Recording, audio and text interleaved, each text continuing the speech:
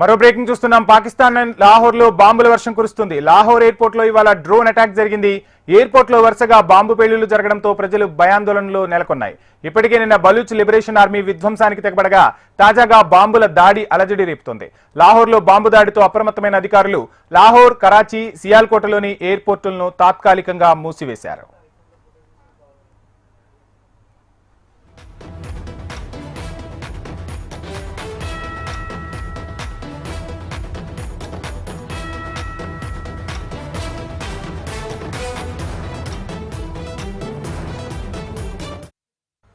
పాకిస్తాన్ లోని లాహోర్ లో బాంబుల వర్షం కురుస్తుంది. లాహోర్ ఎయిర్పోర్ట్ లో ఇవాళ డ్రోన్ అటాక్ జరిగింది. ఎయిర్పోర్ట్ లో వరుసగా బాంబు పేలుళ్లు జరగడంతో ప్రజల్లో భయాందోళనలు పెరుగుతున్నాయి.